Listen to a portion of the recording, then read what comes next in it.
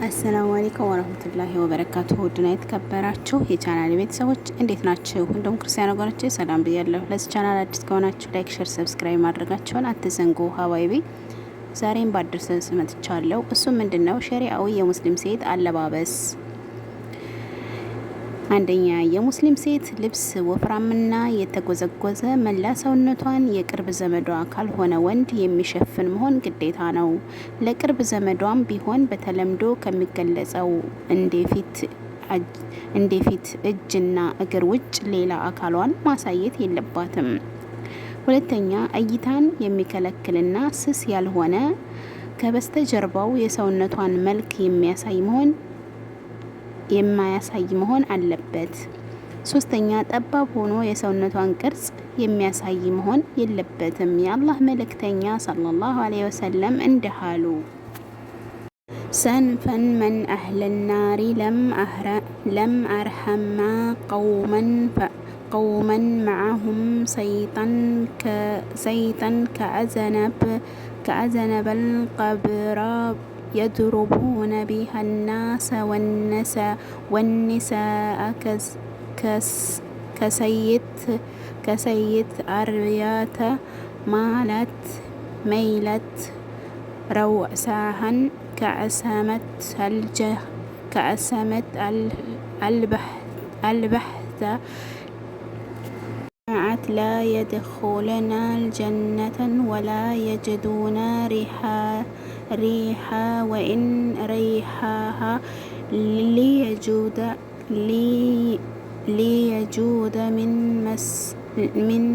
من مسرة كذا وكذا።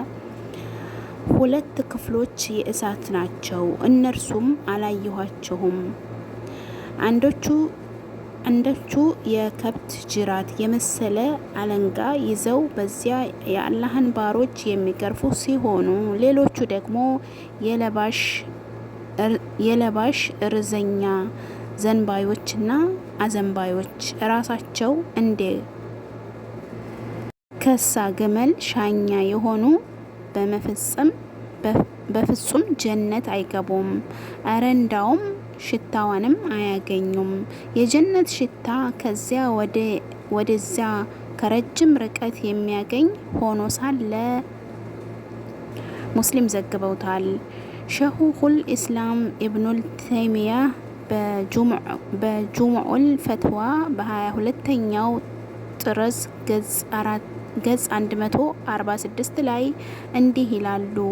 ካስቲያን ኤሪያት የሚለው የነብዩ ንግግር የሚሸፍናትን ልብስ መልበስ ተብሎ ተተርጉሟል። የለበሰች ናት፣ ነገር ግን በእውነተኛው ስታይል እርቃቷን ናት። ለምሳሌ ስስ ልብስ ለብሳ ሰውነቷን የሚያሳይ መሆን ወይንም የሰውነቷን መገጣጠሚያ እንደ ዳሌና ባቷን የመሳሰሉትን የሚያስገመግም ጠባብ ልብስ መልበሷ ነው። የሴት ልጅ ልብስ መሆን ያለበት ሰውነቷንና መገጣጠሚያዋን የማያሳይ ሰፊና ወፍራም ነው። አራተኛ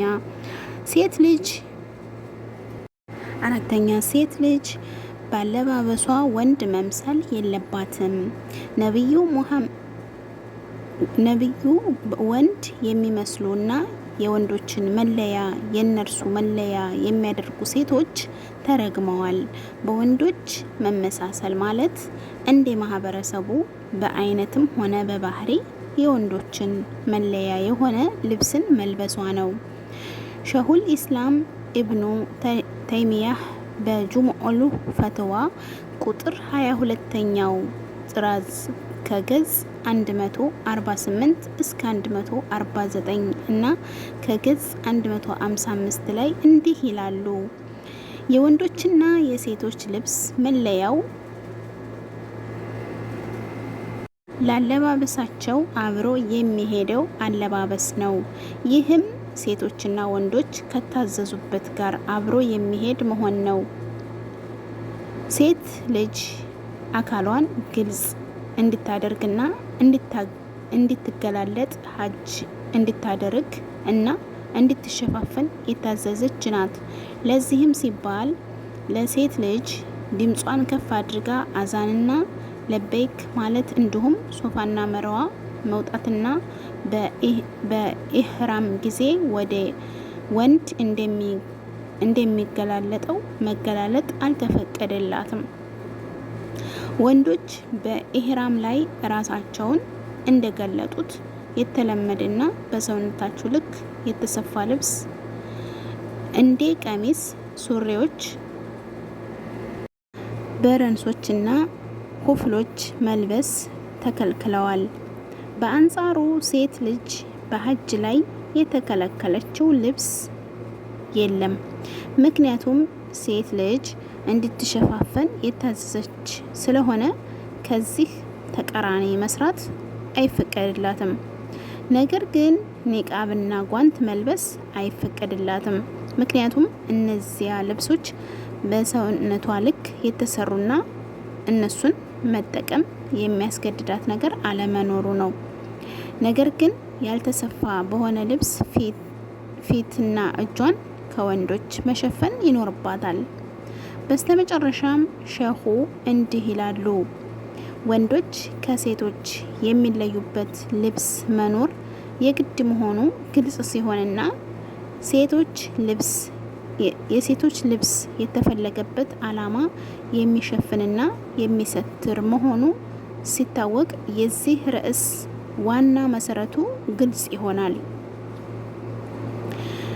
አንድ ልብስ በአብዛኛው የወንዶች ከሆነ ሴት ልጅ እሱን ከመልበስ ትከለከላለች። በአንድ ልብስ ላይ የመሸፈን አቅሙ አናሳ እና የወንዶች ልብስ የሚመስል ከሆነ ክልክልነቱ በሁለት